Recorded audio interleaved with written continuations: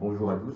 Moi, je me présente, je m'appelle Yoann et je travaille en hématologie au secteur de Metz, depuis maintenant bientôt 4 ans, et ça fait à peu près 5 ans que j'exerce le métier d'infirmier.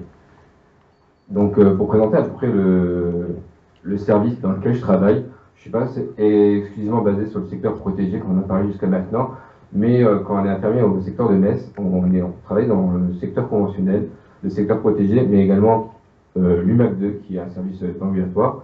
Au secteur protégé, au secteur conventionnel, excusez-moi, j'ai du mal. Bon, au secteur conventionnel, généralement, on va retrouver des patients qui sont atteints de leucémie aiguë, généralement avant l'annonce du diagnostic, où on est dans la période où on attend les résultats des myélogrammes. Donc on est là, c'est là généralement que vous voyez pour la première fois et vous rentrez un peu dans le milieu hospitalier. Donc sur le CHR, on est sur 12 lits avec 2 infirmiers et 2 aides-soignantes. Ensuite, une fois que vous passez à l'étape du secteur conventionnel, on est plus axé au niveau du secteur protégé. Donc là, c'est plus réduit. Donc on a 4 lits où il y a un infirmier pour 4 patients et une aide-soignante pour 4 patients. Donc c'est là où on va commencer le traitement, l'induction et également quand vous allez revenir pour vos consolidations. Donc au secteur protégé, donc on a 4 lits avec un flux laminaire et on a 4 lits, on a des 4 lits avec des plasmères. Donc pour ceux qui ont connu, c'est les grosses machines qui font du bruit et qui traitent l'air, qui sont actuellement en travaux pour qu'un lit soit plus et qu'on rajoute des flux. Donc il y aura moins de bruit dans les chambres et plus de confort pour les patients. Également, on a aussi le service du MAC qui est ouvert en 2023, en septembre 2023, où ici on va retrouver aussi des patients qui sont atteints de leucémie, mais plutôt pour du support transfusionnel, des globules rouges ou des globules ou des plaquettes. Donc voilà, nous en tant qu'infirmiers, on est à peu près une vingtaine, plus avec les aides-soignantes en paramédicaux, on est une trentaine au secteur d'hématologie à Metz. Donc nous, on est en pluridisciplinaire où on va aller à droite, à gauche, suivant les postes qui nous sont affectés. Donc ce qui est bien, c'est qu'on peut vous voir à différents moments de l'hospitalisation. Donc un infirmier, plus précisément au secteur protégé, où là on vous rencontre avec quand vous êtes atteint d'une leucémie aiguë, donc où il y a la phase d'adduction et de consolidation. Donc il va y avoir différents soins qui vont être pratiqués. Donc généralement, quand on parle d'infirmier, on va juste parler de piqûres, de pansements, mais c'est bien plus que ça. Surtout, je trouve qu'en hématologie, on est des soignants qui a une multiple casquette, même si c'est pas une spécialisation qu'on fait à l'école, c'est réducteur à l'école au niveau hématos qu'on apprend. Par exemple, moi j'interviens au site de Peltre pour parler de la leucémie aiguë et l'induction de tout ce qui est examen, pré-hospitalisation, pré-chimiothérapie. J'interviens et pour apporter un support d'information supplémentaire aux étudiants qu'on n'a pas forcément avec des cours magistraux, et voir aussi l'aspect paramédical, parce que généralement quand on est en école d'infirmier, on a tout ce qui est médicaux, tout ce qui est schéma clinique, mais on n'a pas forcément l'aspect infirmier et tout ce qui en découle avec le suivi du patient et un peu plus précisément ce qu'il vit dans un secteur protégé qui n'est pas une hospitalisation comme les autres. Donc on a tout ce qui est les divers soins infirmiers, donc on vient pour les transfusions, les chimiothérapies, les pansements, les médicaments. Vous nous voyez au cours de la journée, généralement c'est nous que vous voyez le plus souvent. Donc on est là et généralement on travaille avec des aides-soignantes, donc on se relaie et on travaille en collaboration. Et en plus de tous ces soins infirmiers, on a aussi les soins relationnels. Donc nous, on va être dès le diagnostic jusqu'à la fin, et sur les autres hospitalisations, vous accompagner, être là pour vous rassurer, discuter, pas forcément vous répondre, par exemple, vous avez juste besoin d'une présence, on va rester auprès de vous. Donc on va être là parce pour rappel que les visites sont limitées, j'y reviendrai après, mais les visites sont limitées, donc c'est généralement nous, vous voyez le plus et qu'on est le plus présent en chambre, en dehors des soins infirmiers, et du coup, les soins relationnels sont majoritairement le plus grand soin qu'on effectue au secteur protégé. Donc on a aussi également des soins de support, donc notamment grâce à Leucémie Espoir qui nous fournit du matériel, donc le matériel de sport qu'on peut aussi transmettre aux patients. pas forcément quand Johan est là, mais on s'en sert également. Mais aussi, on a également depuis récemment le casque de réalité virtuelle qu'on a pu tester au secteur protégé auprès des patients. Donc ça, c'est des informations qui sont données en amont sur les matériaux qu'on a à disposition. Et le casque de virtuel réduit l'anxiété du patient. Donc pour vous expliquer un peu comment ça marche, c'est que nous, on va proposer une séance avec le patient qu'on va pouvoir programmer. Et du coup, on va mettre le patient dans un environnement lequel il veut. Donc il peut aller dans un jardin zen, sous l'océan ou n'importe où, avec une musique relaxante et avec plus ou moins des voix qui accompagnent la séance. Et jusqu'alors, les patients sont satisfaits et on redemande. Donc on espère que ça va encore se développer davantage dans le service pour pouvoir élargir à tous les patients qui le souhaitent.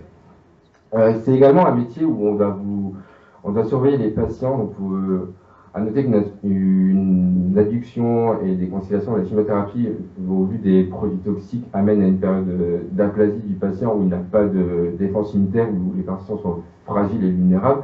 Donc tout ce qui amène une surveillance, donc d'où la prise de paramètres de tension, de température, de saturation, de fréquence cardiaque régulière. Donc on arrive régulièrement en chambre pour prendre ces constantes, pour vous surveiller, car un accident peut arriver très vite.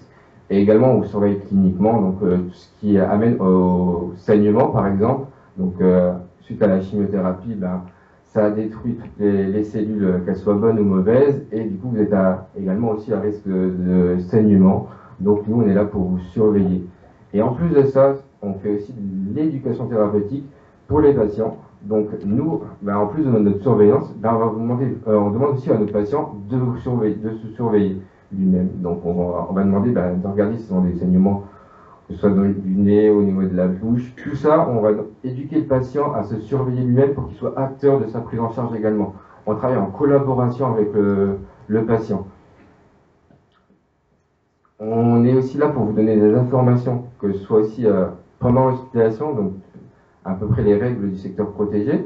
Donc généralement ça, on le fait quand vous êtes au secteur conventionnel, les patients arrivent, ils encaissent un peu pas mal le diagnostic, et en plus de ça, on leur annonce le diagnostic plus l'arrivée en secteur protégé. Donc c'est beaucoup d'informations qu'on va redire tout au long de l'hospitalisation.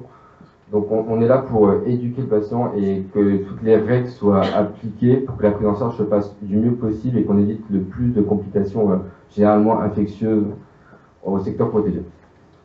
Et on éduque également aussi sur les soins de bouche où le patient doit suivre des protocoles, par exemple, pour éviter les mucites. Et du coup, ça aussi, c'est de l'éducation, de la discussion et de la relation qu'on crée avec le patient pour qu'il soit acteur de sa prise en charge et que l'hospitalisation se passe du mieux qu'il peut.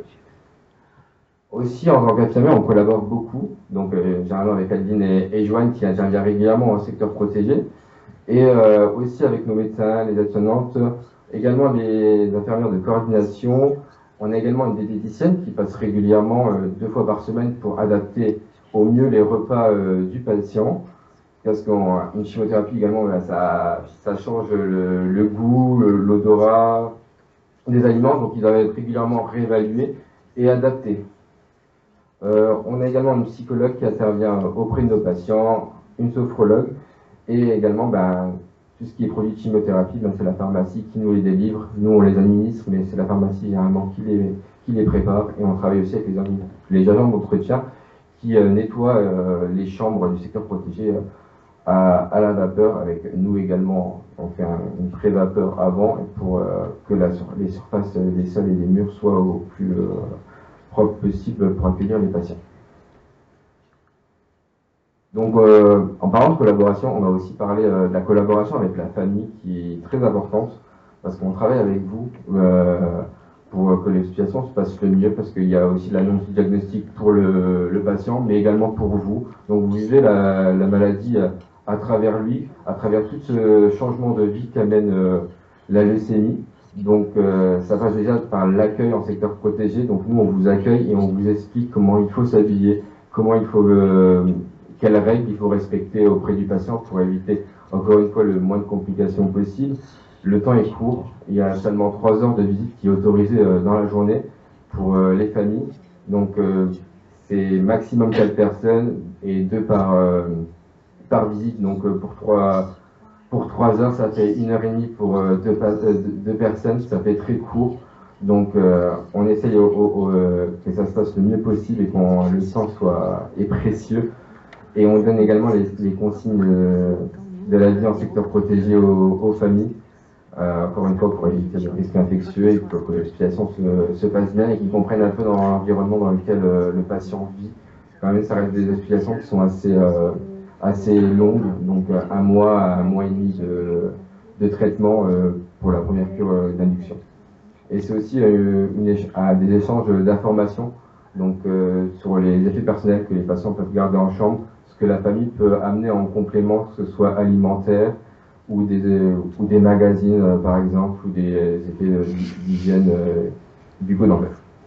Donc nous, on se met en relation de confiance avec les familles. On est toujours là pour eux, pour discuter et pour un peu les rassurer sur la prise en charge et des fois les aiguilles sur le devenir, dans quel moment on se situe dans l'hospitalisation, mais on ne se substitue pas au médecin, on peut pas vous donner forcément toutes les informations que vous souhaitez. C'est pour ça que des fois, on paraît qu'on veut vous donner l'information, mais on ne peut pas forcément parce qu'on n'est pas médecin. Donc nous, on va employer des mots pour que vous reformuler des mots que le médecin a pu dire ou des mots que le médecin que vous reverrez pendant des rendez-vous qui seront plus pointus et plus précis que nous, on peut vous dire.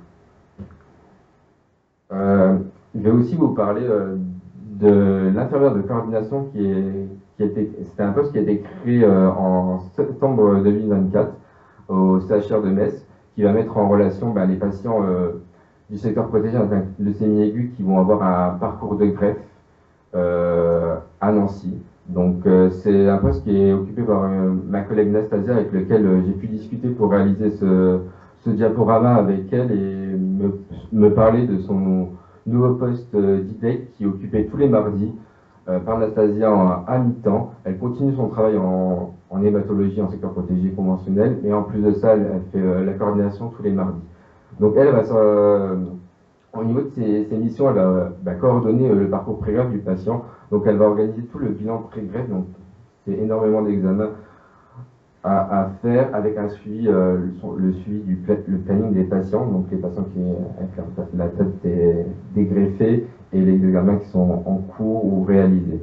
Donc elle est en collaboration étroite avec les IDEC qui sont présents au CHU de Nancy. Donc elle va également faire des consultations d'annonce et de suivi, donc tout au long du parcours de greffe, elle sera présente auprès des patients, mais également au niveau des patients qui sont hospitalisés, pour venir à leur rencontre avant et tout au long des prochaines hospitalisations pendant les cures de consolidation. Elle assure aussi le lien entre les différents acteurs, donc elle travaille aussi en collaboration avec nous, et également tout ce qui est psychologue, diététicienne. Elle fait le lien entre tous les acteurs qui rentrent en charge dans la prise en charge des patients atteinte d'une leucémie qui va être allogreffée, ça suscite aussi des craintes auprès des patients. Donc elle met en lien toutes ces personnes, elle coordonne tout ça. Et également, elle coordonne aussi les intervenants qui vont également intervenir à domicile en attente pendant la période entre l'hospitalisation et la greffe. Du coup, elle accompagne tous les patients tout au long du parcours. Et également, pas seulement les patients, il y a aussi les familles, les aidants qui l'appellent pour avoir de l'aide, du soutien et pouvoir les rassurer sur la suite du parcours. J'ai également sollicité mon équipe pour réaliser un nuage de mots pour savoir quels étaient les ressentis dans le travail au secteur protégé, qu'est-ce qu'ils ressentent. C'est un peu les mots que j'ai pu recenser. Donc vous voyez on remarque le courage des patients, l'accompagnement, la fragilité, comme j'ai pu énoncer tout à l'heure, la patience. Je pense qu'on n'a pas désigné le mot patient pour rien, surtout il prend tout son sens au secteur protégé. Il faut savoir être patient pendant toute la durée de l'hospitalisation. Donc on a aussi le mot protocole, donc ça on entend partout, le protocole d'hygiène, le protocole de chimiothérapie, le protocole de soins, il revient régulièrement. on voit quand même qu'il y a une prise en charge complète et intéressante. Donc, je pense que l'hématologie, c'est une grande spécialité, qu'il faut savoir s'adapter à tous les changements de traitement qu'il y a et continuellement se mettre à la page, si je puis dire, pour pouvoir exercer correctement et pour pouvoir annoncer donner toutes les informations aux patients. On retrouve aussi mes collègues qui ont mis restrictions. Oui, le secteur protégé, il y a beaucoup de restrictions. Il n'y a pas tous les objets qui rentrent au secteur protégé, les visites sont limitées, c'est très réglementé. On retrouve aussi la collaboration, comme j'ai pu le dire tout à l'heure, l'implication, l'écoute, également la confiance qu'on crée avec les patients durant toute l'hospitalisation.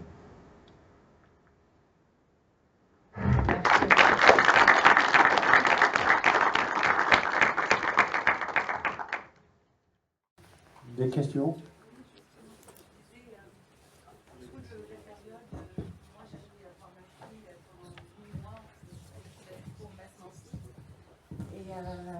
Beaucoup maintenant aussi. Donc, et le traitement, je sais que c'était très du lourd. Hein. Ma fille était enfermée, bien évidemment. Et j'ai trouvé qu'il y avait beaucoup de compassion, énormément de compassion. Au début, elle était hospitalisée 3 jours au service de réanimation. Ils m'ont mis un matelas à côté d'elle. Je suis restée 3 jours à dormir avec elle. Comme elle avait beaucoup d'hydratation, donc elle se levait tout le temps pour faire pipi. Donc j'étais à côté d'elle, je l'aidais donc le plus possible. Mais les infirmiers, les médecins, j'ai ressenti énormément de compassion et de soutien. Et d'ailleurs, ça nous a énormément aidés. Et alors, en parlant de Nancy, moi j'allais tôt le matin, des fois chez elle, je restais jusqu'à 11h le soir. Elle était dans un état pas bien, à cause du traitement, c'était du lourd. Hein. Elle n'en pouvait plus d'être enfermée, donc psychologiquement, donc, jamais un mot, ils m'ont dit quelque chose de pas bien, au contraire, ils étaient très à l'écoute. Et ça, je ne pourrais jamais l'oublier, parce que ça nous a énormément aidés.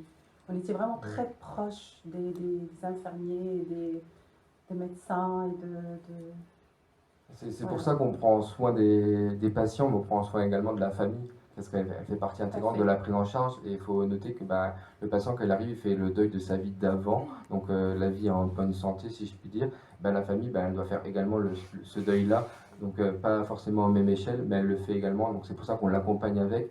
Et généralement, la famille, c'est celle qui va prendre le relais à la maison. Donc, entre guillemets, vous allez vous substituer à nous. C'est vous qui allez les aider peut-être à la prise de traitement ou à faire attention, parce que quand on sort du secteur protégé, par exemple, on mange pas tout et n'importe quoi comme un...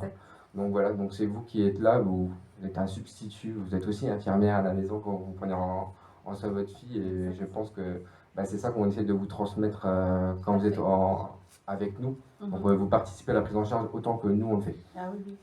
Humainement, je n'oublierai jamais, c'était extraordinaire. Ça nous a énormément aidés à traverser cette période difficile. C'est pour ça qu'on est là pour vous accompagner.